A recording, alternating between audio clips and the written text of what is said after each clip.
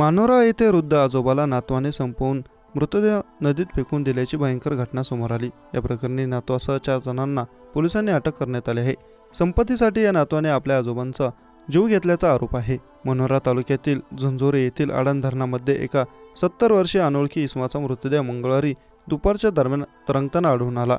सदर मृतदेह बाहेर काढल्यानंतर मृतकाच्या अंगावर जखमा आढळून आल्या।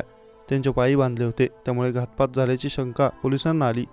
पोलिसांनी अनोळखी मृतदेहाची ओळख पटवण्यासाठी कसून तपासणी सुरू केली, तेव्हा तो मृतदेह मनोरा येथील प्रल्हाद वीर यांचा असल्याचं निष्पन्न झालं। त्यानंतर पोलिसांनी त्यांच्या घरी जाऊन तपासणी केली, तेव्हा पोलिसांना घरात रक्ताचे डाग आढळून आले, तसेच त्यांची पत्नी देखील बेपत्ता असल्याची बाब समोर आली होती। पोलिसांनी या घटनेचा तपास करत असताना शेजारील घराचे सीसीटीव्ही फुटेज तपासले, तेव्हा त्यांचा नातू आणि त्याचे मित्र सीसीटीव्ही फुटेजमध्ये दिसून आले। पोलिसांनी तपासाची चक्रे फिरवत नातवासह त्याच्या मित्रांना ताब्यात घेतलं। प्रतीक संतोष वीर, विकास भगत, जगदीश अनिल देवकर, जीवन फडके असे अटक करण्यात आलेल्या आरोपींची नावे आहेत।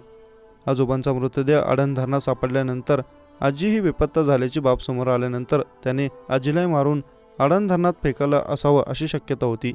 त्यावरून पोलीस आणि आपत्कालीन पथकाने आडण धरणात शोध कार्य सुरू केलं। संपत्तीच्या वादातून ही हत्या झाल्याची शक्यता वर्तवली जात आहे। म्हातारपणी आजी आजोबांची काठी म्हणून आधार बनणारा नातूच आजी आजोबांचा कर्दनकाळ बनल्याने सर्वत्र हळहळ व्यक्त होत आहे।